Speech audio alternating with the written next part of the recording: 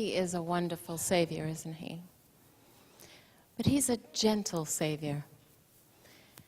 I have a story I'd like to share with you about God's mercy that was so real and evident to me. There was someone in my life who I cared about tremendously. It was actually a person that worked for me. And this person led a very, very sad life. And I think if you had heard all the stories that had happened to this woman, you might agree that she had very good reason to be sad. But I would try to talk to her about God. I would try to get her to understand that forgiveness would free her own soul. But she rejected God. And she was angry at God. And she just wouldn't hear of it.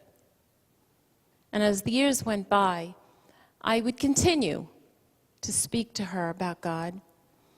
And I even gave her some of our own music. I invited her to come to nights of recollection. And she would seem to be opening herself up, but as if there were a decision in her soul that no, I want to stay mad. I want to stay angry.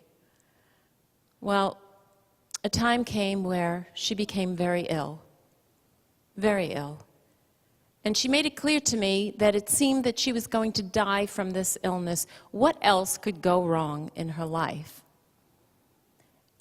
But she rejected any help that I or any other people that I knew that cared about her. She rejected their help. She rejected their compassion. She quit working for myself and others. And she just stayed home and she brooded.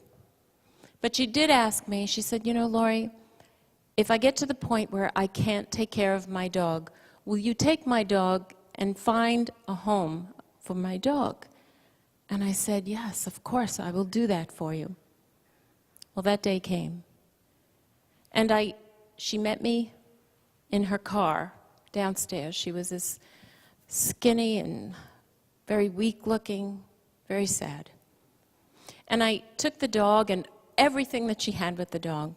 That next morning, she called me, hysterical. Lori, I miss my dog. I need my dog. I said, I will bring your dog back. Don't worry. That's the point of her life, is to be there for you.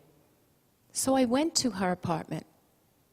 I knocked on the door, and when she opened the door, I saw that there was a flight of stairs.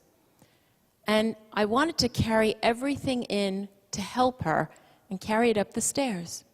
And with that, she was pushing me, literally pushing me out the door. No, Lori, no. I'm saying, please, let me just help you. I just want to help you. I just want to help carry things up. I said, I don't care if your place isn't clean or neat. I know you're not well. Let me help you. No, she pushed me physically out the door. I got in my car, I started on my way home, and I was so upset. I was so emotionally sick. And I'm crying and I'm talking to God, but I'm also thanking God for the opportunity that I could show mercy to someone, even though they rejected it. And then I thought about all the times that God may have been merciful to me in my life, and perhaps I did the same thing. Maybe I pushed him out the door. How many times do we do that? We push God's mercy away because we don't see it as God being merciful. We see it's somebody else, and we're too filled with our own pride. And so we reject the love he's trying to give us. That was an eye-opener that day. I continued to be as kind as I could be. I made food and I would drop it off outside her door.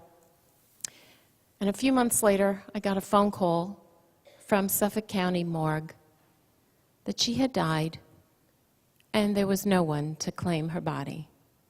And she died alone, all alone.